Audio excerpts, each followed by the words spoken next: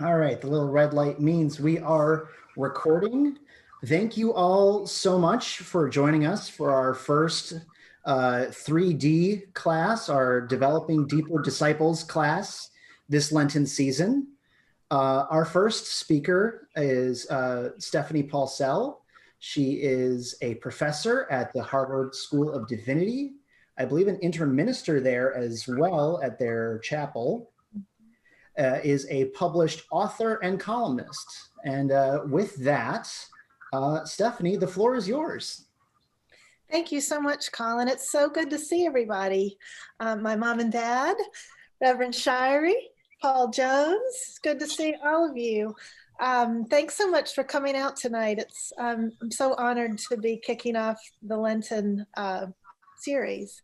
One of my great memories of growing up in First Christian Church in Wilson, North Carolina, was our Lenten Bible study, which we had every Lent. And I don't remember us ever actually reading the Bible. I remember us reading other books, but I always felt like a grown-up in that group every Lent. And so this reminds me of that, and it's great to be here. I'm going to share my screen, so give me 1 second here. Can everybody see that? Okay, great. Well, I'm really glad to be here, and I love the topic that you all are thinking about the relationship between our spiritual lives and our lives in the world, between spirituality and the practice of justice making. And when Paul called me and invited me to do this, we talked about various figures I might look at, and we landed on Teresa of Avila, who was a 16th century mystical writer. A great, if you have studied Thomas Merton, maybe with my dad, or been out to the Abbey of Gethsemane in Bardstown, you'll know the monk Thomas Merton and the writer Thomas Merton. And Teresa of Avila was kind of like him in that in the 20th century, he kind of took the Christian spiritual inheritance, all of the spiritual teachings from over the centuries, and he kind of re-articulated them in a way that people in the 20th century could really use and do something with and think with and pray with. And Teresa of Avila was like that in the 16th century. She kind of gathered up all the wisdom that had gone before her, and she re-articulated it in this modern way that both the nuns in her care, but also people beyond the monastery walls could learn from. And she was a really important figure in what's now called the Catholic Reformation, which is like it's kind of the Catholic response to the Protestant Reformation. And she reinvigorated a lot of spiritual practices and theological questions in her time. So as you can see, her life pretty much spans the 16th century from 1515 to 1582. So let me find my little arrow down here. So I'm going to talk to our second 20 minutes tonight. I'm going to talk about her book, The Interior Castle, and how she understood human beings, and how the kind of path she laid out for human beings to draw near to God. But one of my favorite lines from that book is, "There is an interior world close at hand that all of us are carrying around inside of us, and that all of us have access to." In this book, she imagines the soul as if it were a castle made of a single diamond or a very clear crystal, in which there are many rooms, just as in heaven there are many mansions. And I'll come back to this. This is her vision of what human beings, what we're made of and what we're made for. But I wanted to start with a definition of faith from Thomas Merton, because I kind of think of Merton and Teresa of Avila as a pair. In his book, New Seeds of Contemplation, he writes that the function of faith is not to reduce mystery to rational clarity, but to integrate the unknown and the known together in a living whole, in which we are more and more able to transcend the limitations of our external self.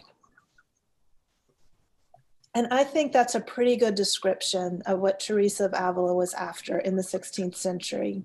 A life in which the known, what we can know about God and what we can't know, are integrated into a living whole. A life in which the quest to know ourselves and the quest to know God are one quest, completely intertwined. And in the pursuit of that quest, I think she believed we could more and more transcend our limitations. We can draw closer to God than we think we can. We can know ourselves more deeply than we think we can. We can be of more service to our neighbor than we think we can. When she talks about that interior world that's close at hand, she says that entering it and moving through it takes courage, but entering ourselves and encountering the living God is what we were made for. And she in her books makes it sound like a real adventure, the adventure of a lifetime, to get to know ourselves in God. So I just want to show you this picture of Teresa. This is one very famous, some of you may have seen this in Rome. It's in a little church near the train station, and it's a famous sculpture by Bernini, called Saint Teresa in Ecstasy. And he's illustrating a scene from her autobiography in which she describes an angel coming to her as she's praying and plunging this burning arrow into her heart and then pulling it back out. And it's this very sort of erotic and beautiful image. But as you can see, she's kind of in a swoon here. She has her eyes half closed and her arm kind of hanging at her side, and you can't really see it, but if you ever see it in Rome, you'll see her toes are kind of hanging off the rock at the bottom of the picture here. And it's a really famous sculpture of her, a really famous image of her. But it's not my favorite image of her because I think it looks like she's maybe spent her whole life in a swoon, which she emphatically did not. She was a major figure of the Catholic Reformation. She's a writer, she's a mystic, she's a theologian. She reforms a major religious order, the Carmelites, and she's now been recognized by the Catholic Church as a doctor of the Church. And there are only, I think, 4 women who have been recognized as doctors of the Church. And what that designation means is that she's someone that the Church recognizes as having genuinely new insight into the Christian life. And who imparts that new knowledge through her teaching. Now, back in her day, Teresa was investigated by the Spanish Inquisition for heresy. But today she is recognized as the great teacher that she is. I want to show you one more image of Teresa. This image is also in Rome. And if you've ever been to St. Peter's Basilica, it's big as a football field or 2 football fields.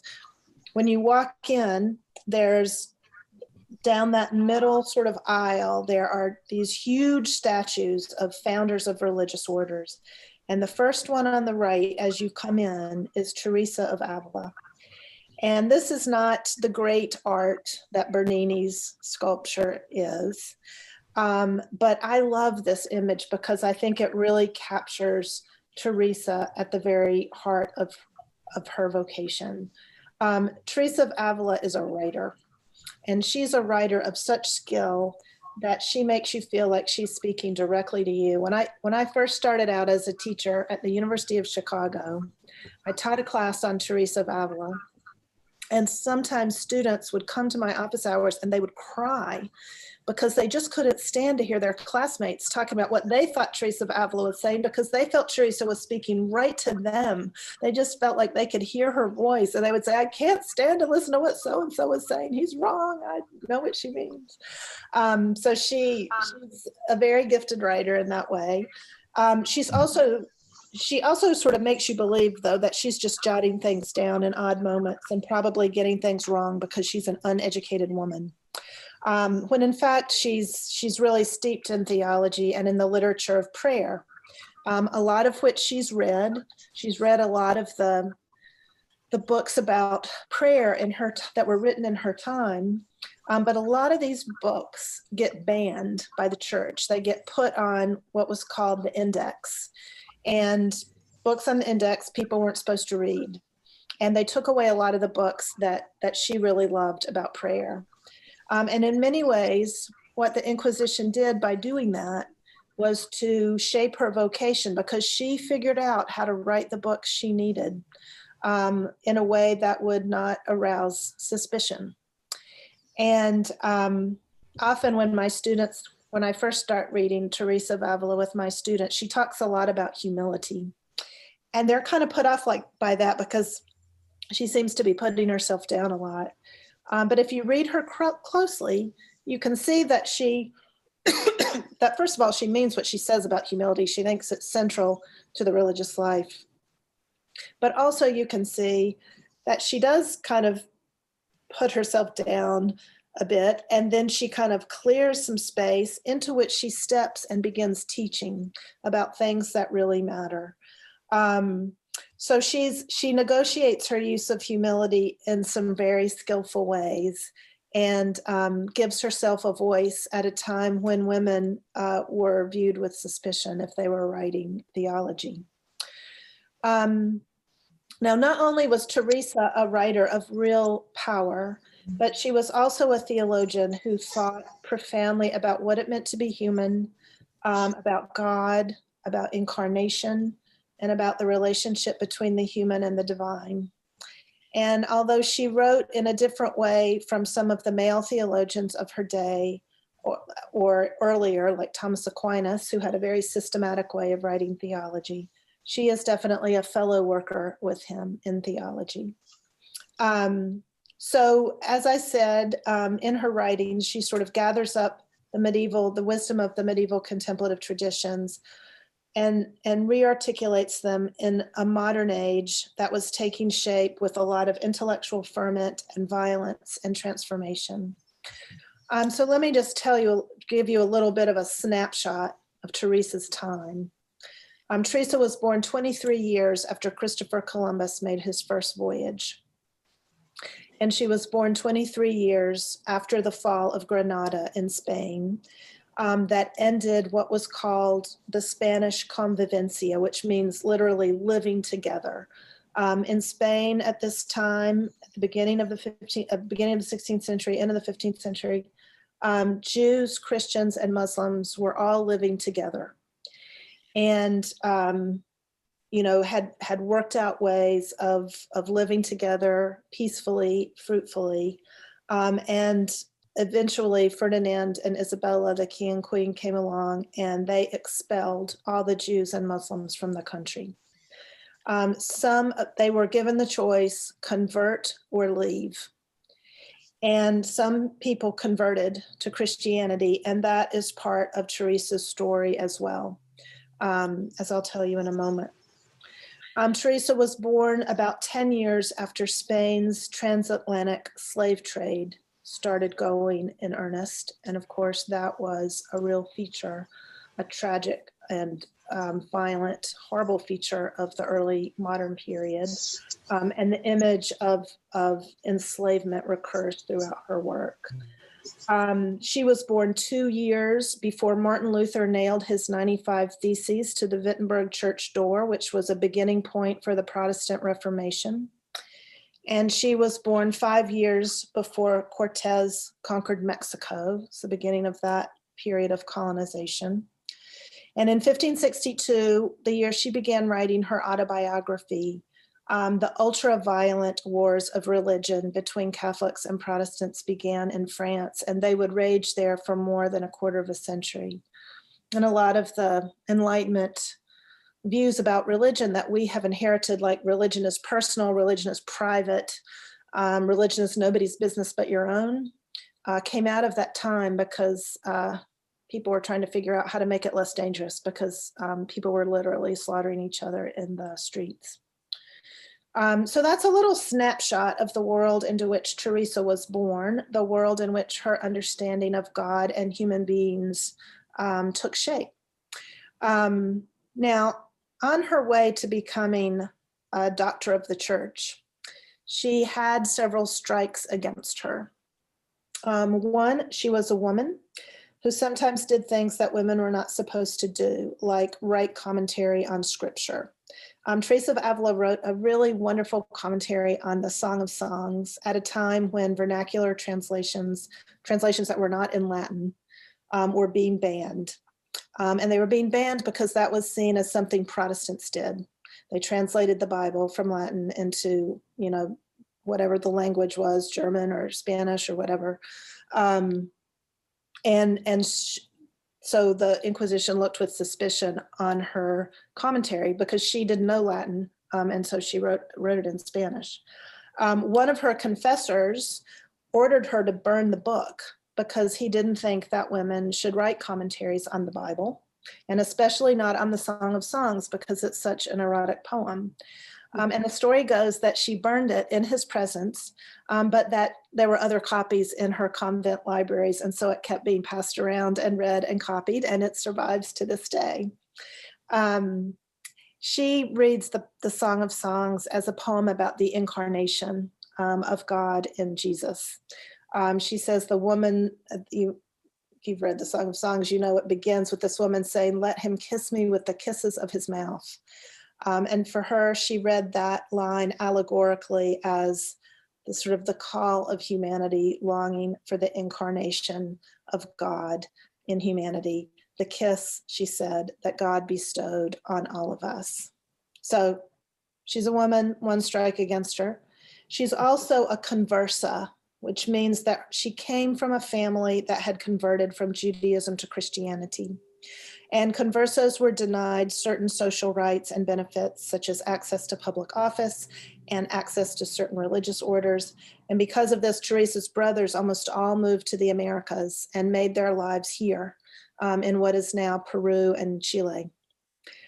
Her paternal grandfather was a converted Jew from Toledo, Spain, who after Jews and Muslims were expelled from Spain, he and his family converted to Christianity.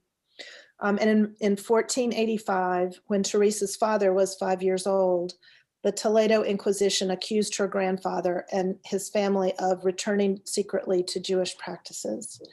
And the family was forced to participate in what was called a rite of reconciliation, which meant on 7 Fridays in a row, they had to process through the town dressed in these special clothes and listen as people threw things at them and insulted them. And after this ordeal, the 7-week ordeal, the clothes that they had worn in those processions were hung up in the church as a reminder to others. So in 1493, as you might imagine, Teresa's grandfather got his family out of there and he moved them to another town called Avila, where he became a well-to-do merchant. And Teresa never writes about this explicitly. This is something that wasn't known about her for a long time and modern scholars discovered. But she does write about obsession with family honor as one of the things that can come between us and God. And she does go to great pains in her autobiography to talk about how devout her parents were, how pious they were, how orthodox. So you can kind of hear echoes of the family trauma in her work. Now, when she reformed her order, the Carmelite order, she created communities of what were called discalced or unshod Carmelites. She insisted that the women who entered her communities gave up their family name because she wanted her nuns to disentangle themselves from the social hierarchies that governed their lives outside the monastery. When she had entered a Carmelite monastery as a young girl, daughters of wealthy people like Teresa got really nice apartments, while nuns from less well-off families slept in common dormitories. Some of the wealthy nuns brought their servants with them into the monastery, and some of them brought their slaves. Furthermore, nuns like Teresa were sometimes sent out as companions to wealthy women to raise money for the monastery. When Teresa reformed her order, she didn't want any of this going on. She mandated a strict vow of enclosure for her nuns, which meant they had to stay in the monastery, although she traveled around quite a bit because she was founding monasteries around Spain. And the guy from the Vatican famously called her a restless gadabout. But I think it sounds strict to us for her to say that my nuns have to stay inside this monastery. They can't go anywhere. But she was trying to save them from having to go out and raise money and do things that kept them from creating a tight-knit, prayerful community, a community of prayer and service. She didn't want her monastery to kind of be in service to the oligarchy that ran the city. She wanted her nuns to maintain a vow of poverty. And she got some pushback on this from the city of Avila because they were worried they'd have to foot the bill for these women if they weren't out fundraising. But she eventually got her way. And she also insisted that the women who entered her monasteries give up their family name, because the name you would bring in to the monastery would be your father's name, and it would say where you were in the social hierarchy. She wanted her nuns to address each other as sister rather than by their aristocratic titles. She wanted everyone to perform manual labor. Humility, as she says many times in her writing, is the virtue upon which everything else is built. She wanted everyone on the same level, and she wanted a house where one's family lineage was not the determining factor in how one's life went. Sorry. I meant to keep it there. Teresa was also a proponent of what at the time was called mental prayer. And that's a phrase that referred to forms of prayer that did not involve the vocal prayers of the church, like the Lord's Prayer or the Hail Mary or any number of other written prayers that the church provides to the faithful. We know a lot of vocal prayers that we say together, the doxology, the Glory Be, the Lord's Prayer, and so on. But Teresa and others, and she had read about this in these books that were banned, they advocated forms of prayer in which human beings just place themselves in front of God. Teresa said, prayer is just nakedly putting yourself before God and trying to be present to God. It doesn't necessarily involve words. It doesn't mean you have to say certain things. It means that you're trying to be in relationship with God. Now, mental prayer was suspect because the church worried, as churches always worry about the mystics in their midst, that mental prayer might not be compatible with the sacramental and institutional life of the church. So if the church didn't provide the prayers, could your mental prayer, your sort of silent mental prayer, could that be a mask for Protestant ideas? Teresa seems to address this in her autobiography. She tells a story about having a vision where she's being dangled over hell by a thread. And when she looks down, she sees some Lutherans down there, she says. But if the individual person can encounter the living God in mental prayer, do we need the sacraments? This is a worry of the institution. Do we need the priests? Teresa always said that she was a loyal daughter of the church. Those were, according to some, her last words on her deathbed. But these are the kinds of questions that mystical practice always generates in institutions. They worry that if you can have some sort of direct experience of God's presence, you might not need them. So Teresa, as I said, writes in her autobiography about losing certain books when they were put on the index. And these were books about mental prayer. And so her vocation became, as this sculpture I think shows, was to fill that void with her own books about prayer. And when she can't get the books she needs, the books she wants her nuns to read and be formed by, God says to her, "Do not be troubled. I will give you a living book." And she says, "God is my book in which I have read the truth." Now, there's a lot more to Teresa's life and to her own conversion to a more serious religious life than I have been able to say here in this little thumbnail sketch of her life. But if she sounds interesting to you, I hope you might read her autobiography one day. There are also lots of biographies of her, modern biographies of her, but she wrote her own life.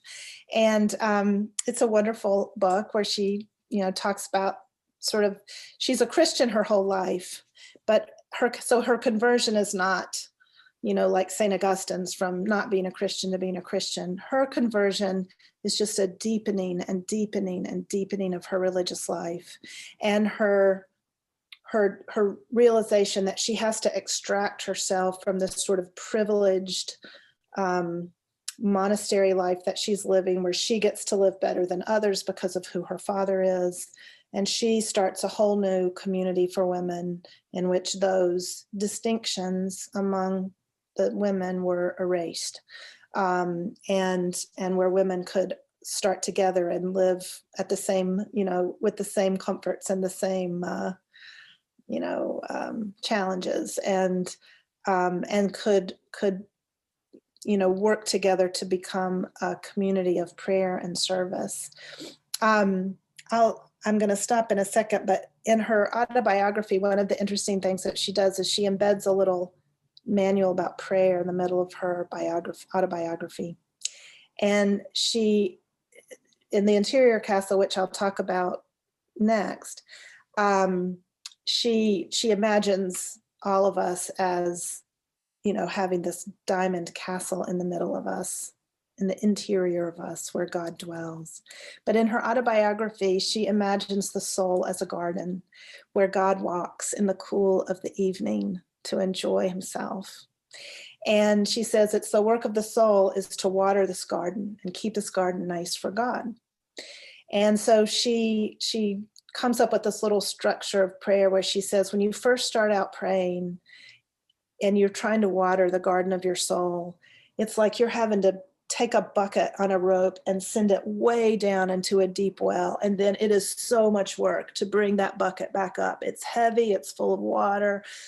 You're having to do it by sheer force of your muscles, and it's really hard work. She says, and if you keep going, you stay faithful to it, you keep trying, it starts to feel like the water's a little higher in the well. So you kind of toss your bucket in and it's easier to pull it out. It gets a little bit easier. And you keep praying, you keep showing up, you keep trying to be present to God, even when you can't feel anything, even when nothing seems to be happening. And eventually it's like you have one of those pulleys that the rope is on. So you don't have to lug it up by the sheer force of your muscles, but you've got this little mechanism that it's easier to pull the bucket up. And then finally she says, God just sends rain and just waters your garden. And, gives it a good soaking, and you don't have to do anything at all. And that's one of the things that writers like Teresa were trying to figure out in their work on prayers, like what are the things that we can do, and what are the things that we just have to wait for God to do, and that we just, learn to be present and to be available for when God, sends rain to water our garden. Well, I say I'm on schedule here so far, 7:30. I think now we want to pause and have 5 or 10 minutes for questions and answers and just a little bit of discussion. And then what I want to do, just to give you a sense of how the rest of the evening will go, then I want to have another 20-minute little lecture on the interior castle and her understanding of what it means to be human, what that means for how we relate to each other, how we view other people, how we treat other people, and to go through the method of prayer that she explores in that book. And then we will take a little break. I think we'll have a 5 or 10 minute break, and then we'll come back for our last conversation. But please let me see if there are any questions or comments anybody would like to make. I'd like to know if they were all shut up in her house and weren't allowed to go out, how did they support themselves? Where did they get their support? They asked for alms, and that's what the city fathers were a little upset about. them just like asking for money.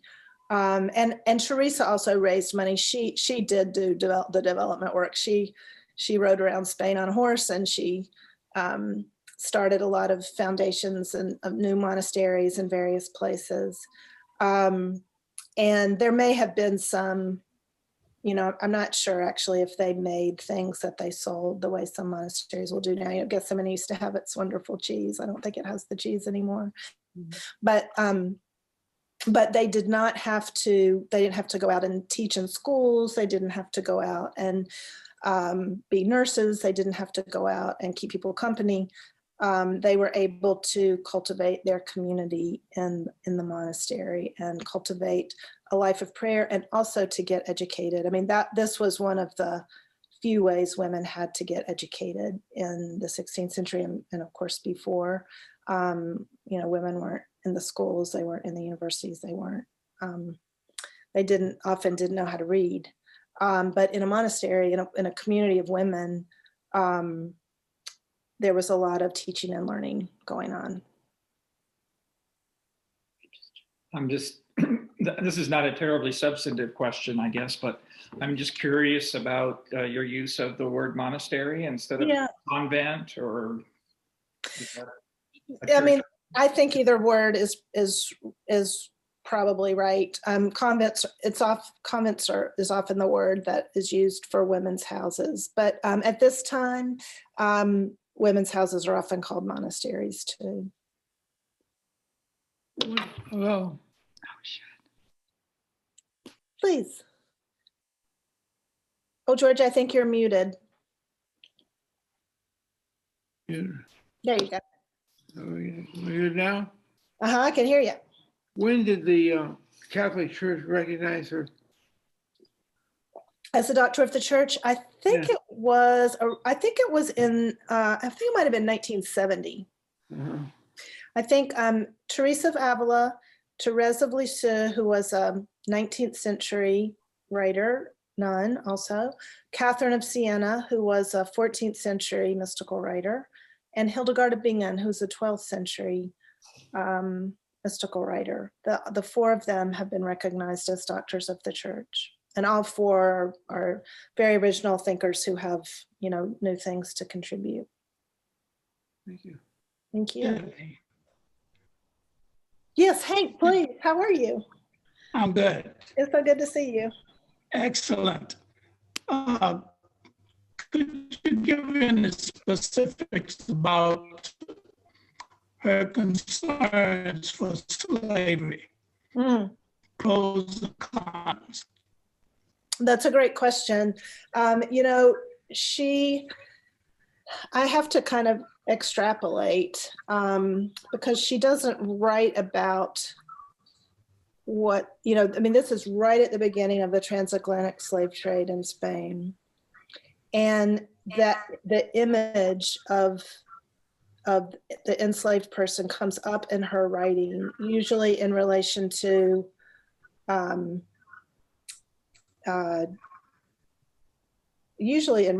relationship with God. But one of the things that I want to talk about in relation to her interior castle is this is a time when, all of Christopher Columbus is going out and Cortez, and there's all this colonization going on, but there's also just an encounter of Europeans with people they didn't know were on the face of the earth. And, these guys get over to the Americas, and there are all these people over here, and they can't quite account for it theologically. And Teresa, in developing this idea of the interior castle, says in her book, everybody has this castle inside of them. Even people you don't like, even people who are really different from you, even people who, for one reason or another, seem really other to you. Everybody has this by virtue of being human. This is what it means to be made in the image of God. And I always think that's such a radical claim. It's her anthropology. It's her understanding of what it means to be human. And when you think of all of the encounters and sort of, people starting to cross the planet for various reasons, and encountering people who are really different from them, I think her understanding of what it means to be human is a real challenge. It's a challenge to the slave trade, for sure. It's a challenge to the colonizing project. It's a challenge to one group of people dominating another group of people. Because she's saying all of us are carrying, we are all a sacred space ourselves. And I don't know, I think that's what I think about the time that she's in and all the things that are happening. I think what a radical thing that is to say for her. Thank you. Thank you for the question. Yes, John, please. Do you think that people like Teresa, who have had such a very close relationship that they could hear God, should keep that to themselves so as not to be thought of as a heretic or some sort of imagining things? Or should they reveal it to others as hopefully it will encourage them that they can also hear God? That's a great question. I think that she certainly thought that she should share what she knew. And, one century's heretic is another century's saint. So,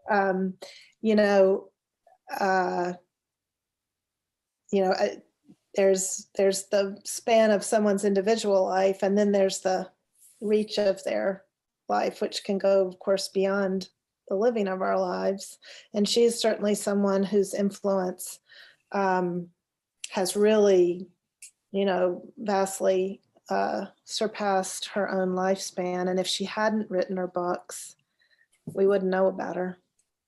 I'm sure she would have done some people some good, but she has really been able, just like as I was saying to Hank, she challenged the people of her own day. She challenges us. And I think in terms of the question that you all are thinking about for this series, about what's going on inside of me have to do with what's going on outside of me?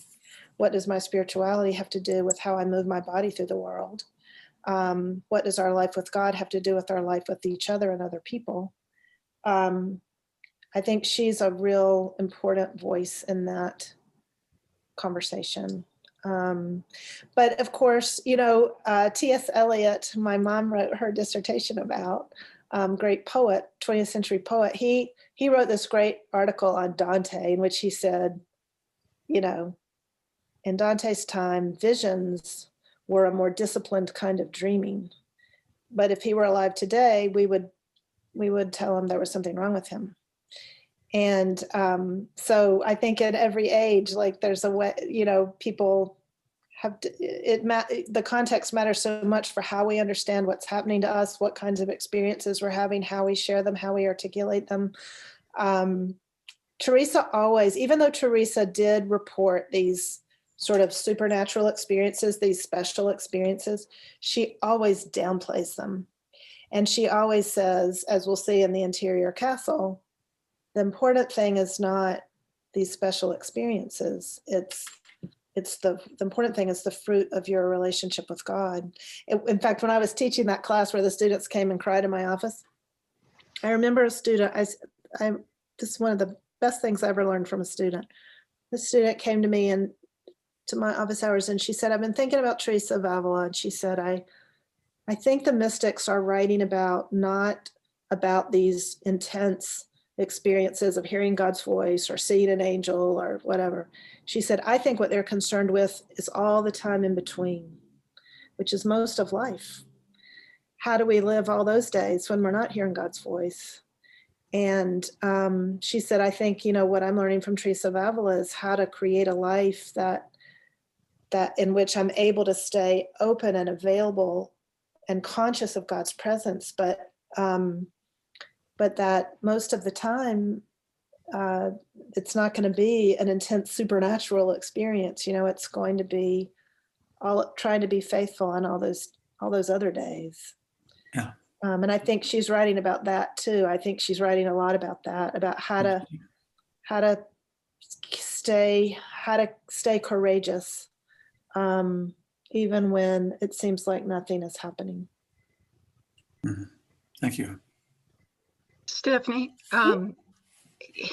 is there any sense, is there any sense that anyone in particular in her family or outside her family provided some of the nurturing permission for her academic interests as well as her spiritual depth? Oh, what a good question. When she first went into a monastery, she chose one where some of her sisters were. And I'm guessing that they did provide that. She's a really gifted writer. She learned to do that somewhere. Somebody encouraged that. She writes very glowingly of her parents, but kind of so glowingly that it's kind of hard to get a sense of who they actually were. I wish I knew more about that, about how she learned to read and write, and how she was a young girl of a certain class, so she might have learned to read and write anyway. But that she became so theologically astute, and she's always saying, I'm just a woman, just a poor woman, and I just really don't know anything, but let me lay some theology on you. She says all this stuff, and then she just like steps in and starts teaching. It's like she gets you comfortable, and then she starts, really laying out her ideas in a really kind of powerful way. But I wish I knew more about how she became, she wasn't a scholar in the sense of, Thomas Aquinas or one of these teachers, but I'm sure she taught within her houses. I'm sure she taught the novices like Thomas Merton did. And she certainly introduced them to these great texts on so-called mental prayer and taught them how to make themselves available to God. Stephanie? Yes, please. Oh, I'm Kathy Bratz. Gerald and I are new to Lexington. Oh, hi. Nice to meet you. You mentioned that when she started her monastery or convent, whatever you want to call it, that it was strictly the women came in and they didn't go out. In other words, they didn't have contact with anybody. And I understand she did all these great things, but how does that fit in with I look at service as serving others. I mean, how did she, it's almost in a way, it sounds like it was kind of selfish, but was it just because of the state of the times there that, it was so dangerous for them as women and for her to be doing this? Or, like I say, I think of convents and so I think of them as service organizations and stuff like that. That's right. No, it's a great question. I don't think it meant that they never saw anybody else. I really think the enclosure meant that they wouldn't change monasteries or they wouldn't go home for a while and then come back. That Teresa went home, helped her father die, came back, went out and raised money, came back. That it wouldn't be a kind of revolving door, that you'd be committed. And it, in monasticism, it's called the vow of stability. It means you're committed and you're going to stay. But I think she was really trying to keep women from being co-opted by the powerful in the society. But it doesn't mean that they didn't serve the needs of especially of needy people in their communities. I think they did. That makes me feel a little better. But they didn't, yeah. But they didn't, yeah. Sounds like this wonderful person, but how did you minister to somebody if you never saw them? That's right. And but I think she also believed very strongly that a community of thoughtful, prayerful women was an important force in the world, and that nurturing too was really an important thing to do in her time. That's a great question. It's a perennial question, I think, about monasticism generally, and there's back in the 4th century when the desert monks were going out into the deserts of Egypt and, living as hermits. One of them wrote a meditation in which he said, the monk is one who is separate from all and in harmony with all. And I think that's also a monastic idea that through that sometimes, certainly Thomas Merton wrote about this a lot, that in separating oneself from society for a time, you come to love, if you put a little distance in there, you come to love it more, or you come to love people more, and you figure out a new way to be present to the community. But it's a great question. It's a great question. Well, I think I better press on, Colin, do you think? Okay. So let me just say some things about the interior castle and kind of lay out what her method was there. And then I think we'll have a little break and we'll come back and have our last discussion. Her interior castle is really her masterpiece. I think I'll share my screen again. I think I've got more. Where are you, Teresa? Yeah, these are the books that Teresa wrote. Her Life, The Interior Castle, a book called The Way of Perfection, which is also about prayer, the Book of Foundations, which is about all of the houses that she founded, and then her commentary on the Song of Songs. The Interior Castle she wrote in 1577, and she wrote it while the Inquisition was reading and studying and evaluating her autobiography. Her spiritual director at the time says that she said to him, "I really wish I had my autobiography back, because I wrote some teachings on prayer, all the stuff about watering the garden, that I really want to share with my nuns." And he said, "Why don't you write another book, but write it in the third person? Don't write it in the first person. Don't say I, me, this happened to me. Write it in the third person, like a set of teachings." Now, it's hard to know if this story is actually true, although I think it's a great story. She does say in the prologue to The Interior Castle that she's writing it under obedience because her spiritual director told her to. But that is the kind of statement she would sometimes make in order to clear the space to write. I'm just doing this because they told me to. And then out comes this brilliant treatise, which is a really bold sort of counter response to this scrutiny of sort of false mystics by the Inquisition. Now, why do I love The Interior Castle?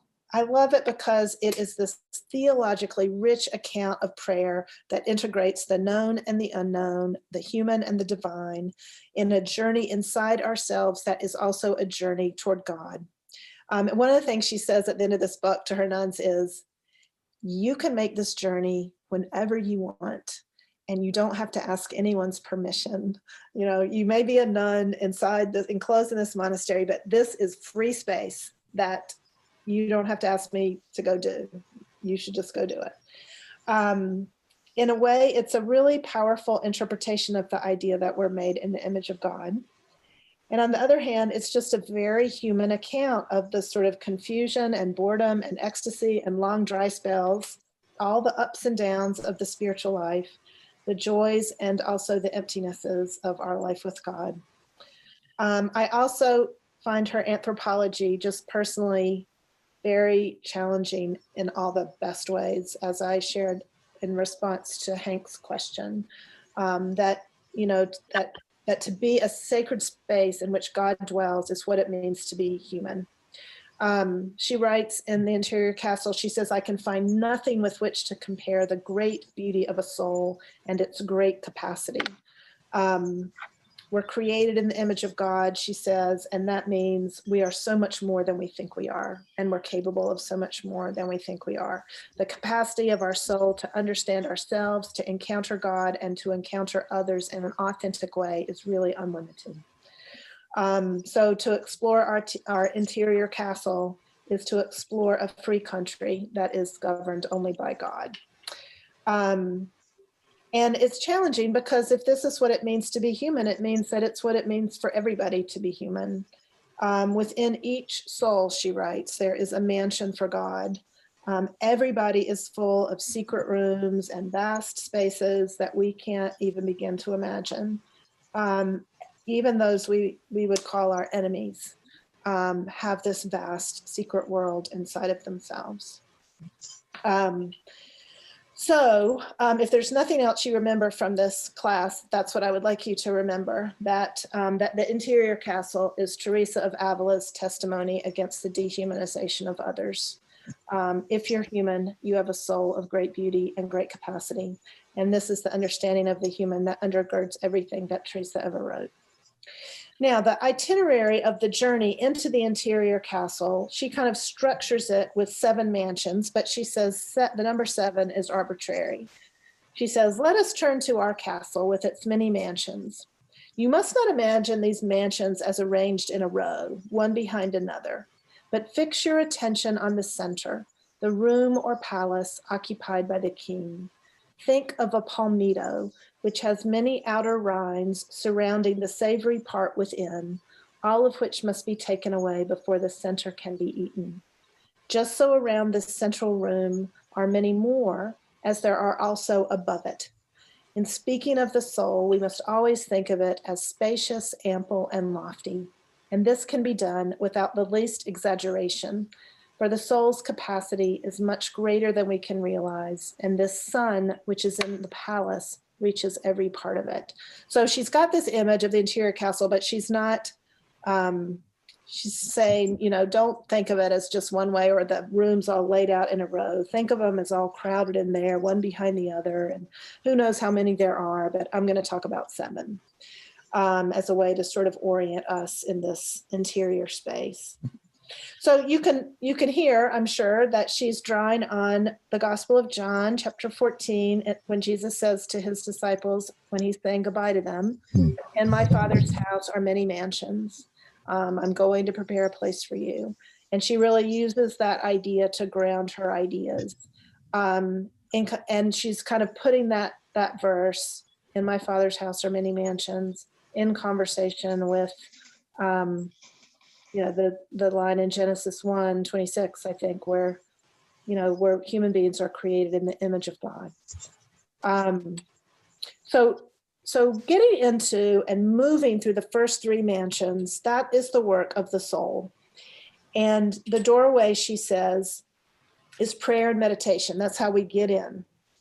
And we have to cultivate humility and self-knowledge, the love of God and the love of neighbor.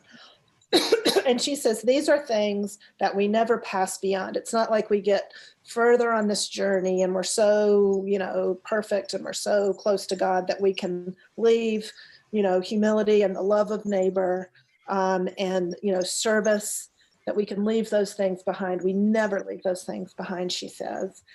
We have to cultivate as much humility and self-knowledge in the 7th mansions as we do in the first. But these are the ways, she says, that we place ourselves in God's path through prayer and meditation. And through these practices, she says, we will start to feel God's claim on us and hear God's voice calling out to us. And how do we hear God's voice? We hear God's voice through other people. We hear it through good conversations, through sermons, through books, through sicknesses, through trials. All of our human experiences, our intellectual experiences, our bodily experiences, all of these are ways that God is calling out to us. And when we're starting to first kind of inch our way into those first mansions, and she says there's all these reptiles and things outside, and you have to kind of scooch past them and try to get in. We start to hear God's voice very faint in the distance, and as we move in, it starts to get louder. We can hear it better. Now, in these first 3 mansions, we practice what she calls recollection, which is a kind of practice of attention to God's presence. And sometimes Teresa does this by sort of imagining her way into a biblical story, like she'll pray with Jesus in the Garden of Gethsemane, or she'll gather with the women at the foot of the cross. And she says, if you're feeling spiritually dry, this is a good practice. Use your imagination, keep showing up, imagine your way into these stories. Marjorie Kemp, who was a 14th century kind of woman she was illiterate, so somebody else had to write down her story, but she made all these pilgrimages, traveled around. She was treated very badly by her husband's family, by her in-laws. When she had a baby, they didn't give her any time to rest. She had to be back up and cooking, back up and cleaning the house. And the story that she imagined herself into was the story of Mary giving birth to Jesus. And she would imagine herself as helping her, like holding the baby when Mary needed a rest, or giving the baby a bath, or just helping out at the bedside. So Teresa advocates this kind of thing. She says, you also, in the first 3 mansions, you have to cultivate good works and the virtues that we need to do them.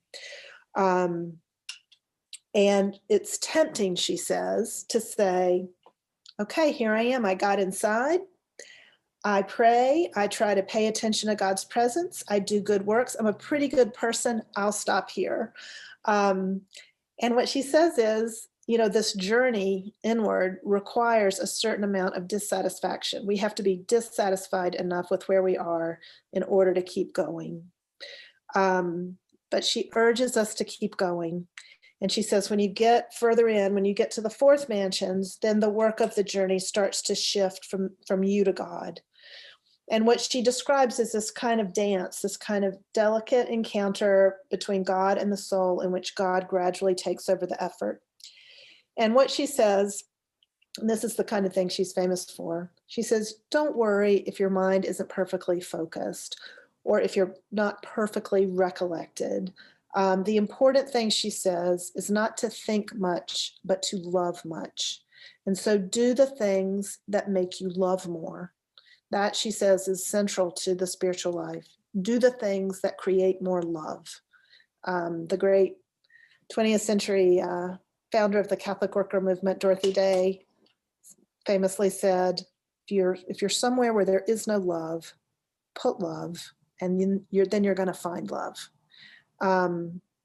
So Teresa is very much of that mindset. The important thing is not to think much, but to love much. And in the 4th mansion, she said, we begin to pray what she calls the prayer of quiet, in which sort of experiences of God's presence start to overflow the boundaries of our senses, our bodies, even the mansions themselves.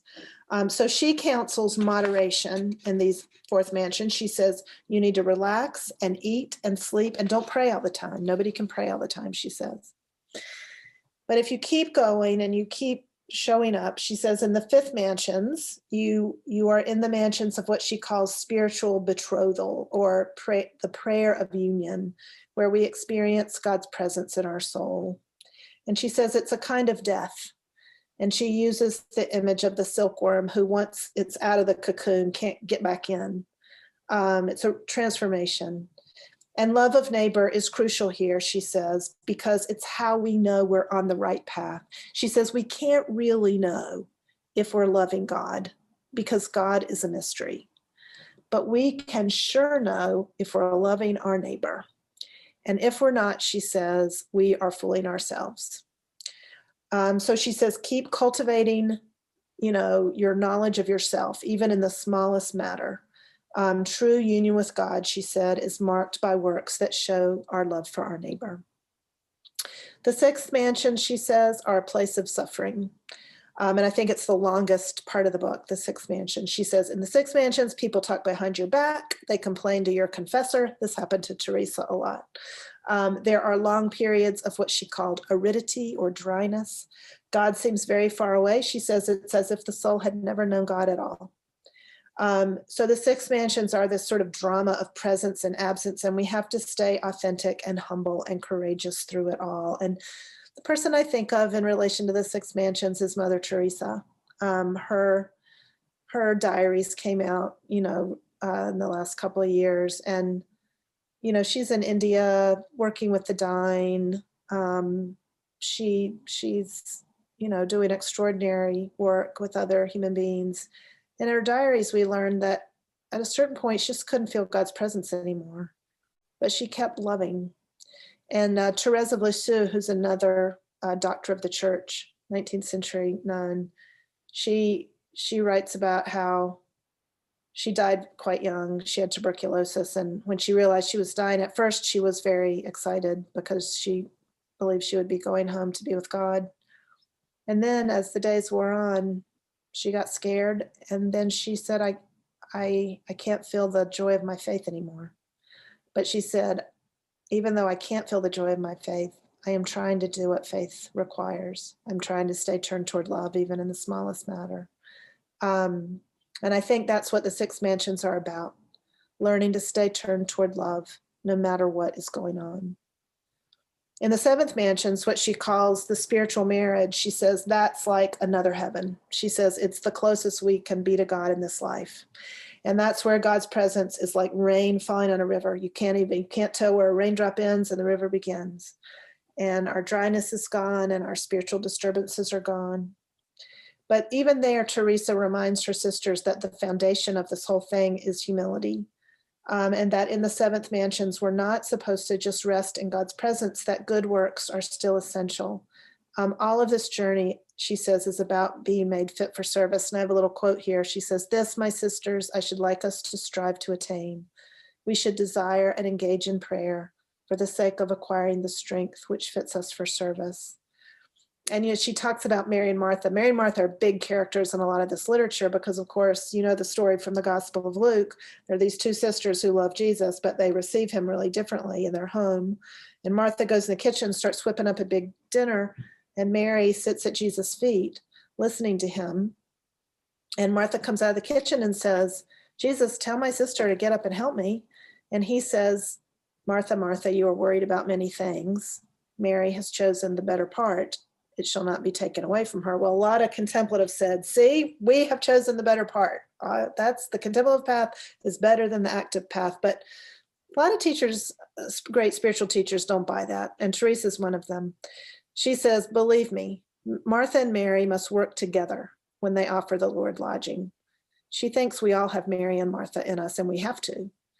And they must have him ever with them, and they must not entertain him badly and give him nothing to eat. And how can Mary give him anything, seated as she is at his feet, unless her sister helps her? So Teresa has this very kind of notion of the active and the contemplative working together. You shouldn't go all the way in either direction, but integrate these things together.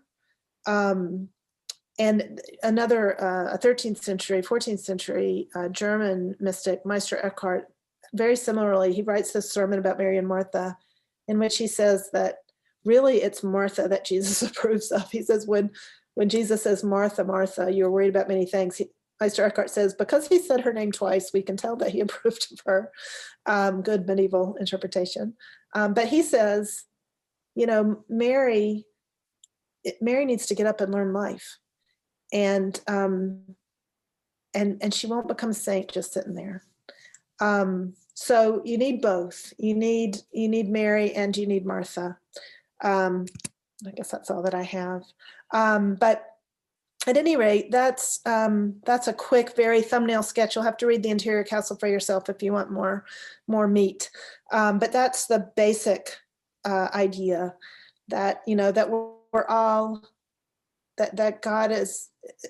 All of us can go inside ourselves and find God. And every other person can too. And it takes some courage and it takes some wherewithal, and it takes some discipline. But most of all, it takes love. And that staying turned toward love, no matter what is happening, is the key. Colin, I'm sorry, I see it's 8:07. We could either, maybe we should just keep going and then end a little early for the break. Do you think? I think if everyone else is all right with that, I'm seeing some positive nodding heads here. So I think that is more than enough permission. If you'd like to finish up some of your stuff, end with a Q&A, and then we can end a little earlier. Great. And if you need to get up and stretch or walk around or get a glass of water, please don't stand on ceremony. Here we all are on Zoom, very informal. So please, any questions, thoughts, experiences of your own?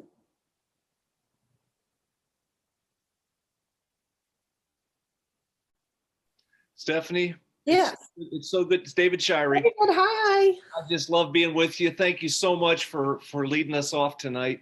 Oh, it's so good to be with you. You mentioned that Teresa wrote about Song of Songs in her commentary, and I just finished your dad's new book on the mystics, and I was struck by the fact that just about all of them wrote something about the Song of Songs. And I know you've published about the Song of Songs as well. Yeah. Just of all the books in the Bible, that would be the focal point. I understand the intimacy and all of that, but could you say a little bit more about the draw of that particular book?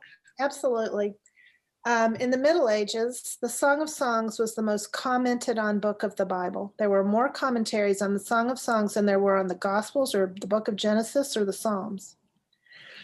And partly it's because it's such a little mystery, you know? What is this book doing in the middle of the Bible? What is this love poem doing there?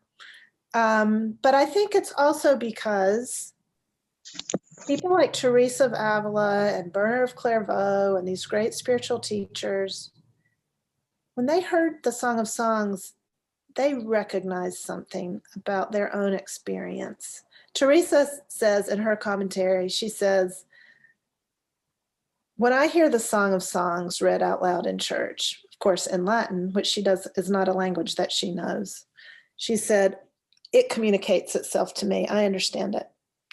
And when somebody comes along and translates it for me into my mother tongue of Spanish, I don't understand it any better than I already did. There's something about it's so beautiful, I think. There's something about it that people like Teresa felt like they heard it like it spoke to them the way the ocean speaks to us or the way music speaks to us, like not necessarily in words. I think, you know, the very compelling love between those two characters reminded a lot of people of their love of God, and the way that those lovers keep kind of missing each other and, you know, go into the door and they're not there and chasing through the city and looking for each other. And that reminded people of what it's like to try to love a hidden God who we can't see. And now there was a lot of, you know, there are also some very silly interpretations of the Song of Songs, like her two breasts are the Old and the New Testament, or, you know, there's stuff like that. But mostly it's very profound. You know, I think some people are trying to solve the problem of it. You know, we need to allegorize this because it's actually a sexy poem in the middle of the Bible. We don't want people to get all stirred up. We need to show them the right way to read it. There was some of that. But I think mostly it was just a very, very compelling poem. And it, for some writers, it was the key that unlocked the whole Bible. And, you know, I learned from John Levinson, one of my teachers in graduate school and now one of my colleagues here, that the Song of Songs is sung on Passover, not just because as a reminder of the covenant, that is not that, to remind them that it's not just the covenant that they made with God they need to remember, but the fact that God loves them.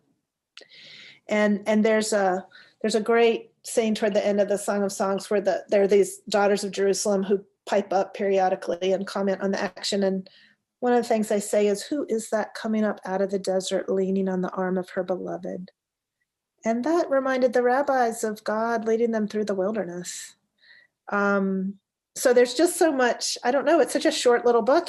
Sometimes it's hard to find in the Bible. It's it's between Isaiah and it's surrounded by all these giant books, and it's so tiny. It's just a little poem. But it was the book that everybody wanted to understand, and I think it's because it's about love, and that love is the key that unlocks the whole thing. Thank you for that, Stephanie. Thank you. Thanks for the question. Hello, can you hear me? Yes, I can.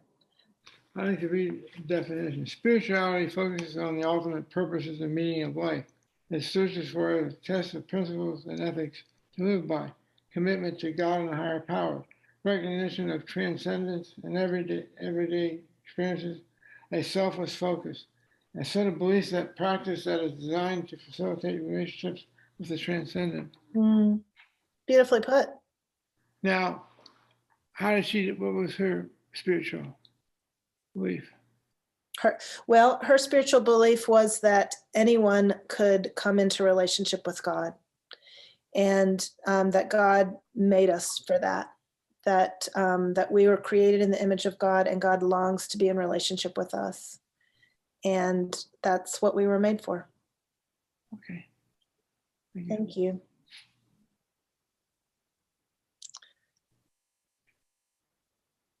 A last question or two? Hello. Yes, please. I didn't introduce myself last time. My name's Ken. Ken. Anyway, I don't know how Teresa would answer the question, how we know God loves us. Yeah. Through the incarnation. We agree that he did not do this. We agree. So the question is, how did Teresa know that God loves us? And I think that, there's probably a lot of answers to that question. She was certainly raised to believe God loved her.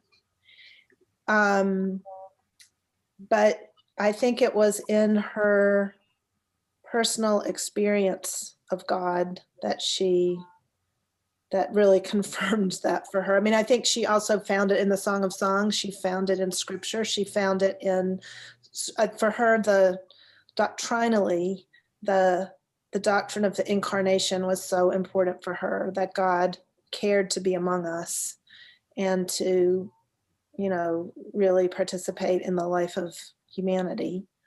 But I think she was convinced God loved her because because God met her in her search for God, and that even she had enough confidence that even when she couldn't feel that, she had enough confidence to keep staying present to God. I think, for her, like for Merton, I think the whole world spoke of the love of God for her. That the world was like God's book in which she could read the love of God. I think she felt her life sustained in every moment, and believed that we could all feel that, but that we had to really try to be conscious of it. That I was just preaching last week. I don't know, David, if you preached on Noah, the covenant with Noah last week, but God, when God makes this covenant with Noah, when he says, "I'm sorry, I wiped out all of life and I'll never do that again." God says, "My covenant with you is that, when you go to bed at night, you can be confident that the sun's going to come up in the morning, and seed time and harvest are going to come around, and the seasons are going to come around, and this earth is going to hold you." and that it's even in those very ordinary aspects of our existence that we tend to take for granted, that I think Teresa found a sign of God's love. It's a great. This is the guy in the lawless box. Oh, hello. I just wanted to ask you, what do you think she would have felt about the concept of the priesthood of all believers? That's a great question. She was really a leading figure in the sort of counter-Reformation. A Catholic who said, we are not all about indulgences and all this stuff that Luther was upset about. I think the Inquisition was afraid that she believed in the priesthood of all believers, and that's why they were investigating her and investigating her books. And I think the worry about mystics is always, well, if you can encounter the living God sitting in your room, do you need to go to church? Do you need the sacraments? Do you need the priest? Do you need all of that stuff? And they worried about that. They worried that the mystics were kind of proto-Protestants, that Teresa was a sort of proto-Protestant. Now she would say, I am an Orthodox, devoted daughter of the church. And this is my spiritual home. I think she would say, if we had her here, she would say, no priesthood of all believers. But in a way, she practiced it. She also, just in terms of priests, of course, her houses, women weren't priests, so she had to have a priest who would come over and do the Eucharist, lead the communion service. And they also needed confessors. And she had all these spiritual directors, and some of her spiritual directors said, you're doing it wrong. Don't tell me about your visions, and don't tell me about your mental prayer. You need to say 10 Hail Marys and 10 Our Fathers. And when that would happen, you know what she would do? She would switch spiritual directors. She would just switch to one who was more amenable to her way of doing things, because she knew, she was confident that God, I can't remember what it was that she did that priests were objecting to, and God said to her, ask them if they can tie my hands. So like a lot of women, she really needed the authority of God in order to do some things, to plant her communities and preach and write commentaries on the Bible. She needed to say, it's okay with God, so I don't know why you're objecting to it. Well, that was a rhetorical strategy that many women used to be able to speak. And because they did, we can still hear them. Question. Oh, sorry, please go ahead. Who's that? And thank you again for joining us. Thank you, Paul. Sure. Mary would like to have you respond to the question of how Bernini and other sculptors depicted her, particularly if there was this tension between her and the, quote, formal or hierarchical church. How did that play out in history, and how did she become so prominent? That's a great she was investigated by the Inquisition in her lifetime, but they did not find her heretical. They found her Orthodox, and she became a saint fairly quickly as things go, as the code goes. So she was a writer that her books were passed around and copied and translated, and I think because she wrote those books, she really became a very, very popular spiritual author that people read out, kind of like Merton, that people outside the monastery read and loved. And so by the time Bernini came along in the 17th century, she was a well-established, she wasn't a doctor of the church, but she was a well-established saint. And so it was no problem, I think, for Bernini to make his sculptures of her. But that's a great question. She really was under suspicion in her lifetime. But even before she died, although she died making sure, protecting her, reputation as an Orthodox Christian. Was the statue placed in St. Peter's upon completion or later? The statue is not, the Bernini is not in St. Peter's. The Bernini that's right. is in a little, Yeah. it's in a little church called Santa Maria della Vittoria, and I don't know how it got there. I think the train station. it's by the train station, and in the I had always seen pictures of it in classes, in art history classes on slides, and I had this image of it as this huge thing. It's actually not that huge.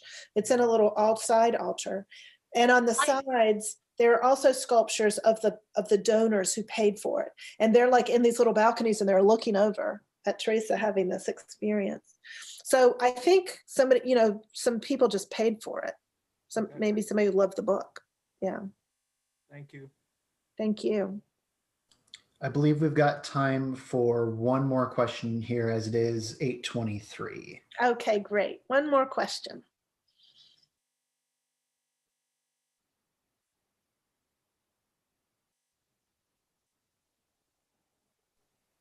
Stephanie, are these, is this sisterhood still around somewhere? I don't remember seeing the Sisters of Yes. Avila anywhere. Great question. Yes, the Carmelite order is still very much Carmelite. Yeah, Carmelites, and the Carmelites were started in Palestine in the Middle Ages, and they, the Carmelite is in reference to Mount Carmel, where I think Elijah is associated with Elijah, and they eventually came, started houses also in Europe. But there are lots of Carmelites around today. You can find Carmelite monasteries to visit.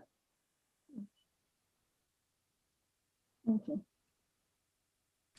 All righty. Well, Stephanie, thank you so much for your time this evening, for sharing so much about Teresa and her wonderful life and her wonderful literature. I am very happy that you were able to kick off our Lenten series. Thank you. With such a wonderful lesson. Thank you. Before we break, just want to plug a few quick things for everybody. If you want to know a little bit more about how spirituality has been informing some of our service at Central, I would encourage you all to check out our Making a Difference Mondays videos.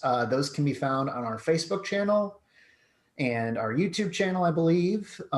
Those are great little snapshots to what some of our own members at Central have been doing. So I would encourage you all to check out that. And then next week, we're going to be having Margie Ralph come and speak about St. Francis. So I hope you will all join us again for that. That sounds great. All righty, and those are all of the announcements I have. So once again, Stephanie, thank you so much for your time this evening. We greatly appreciate it. Thank you. I loved being with you all. Bye, Mom and Dad. See you soon.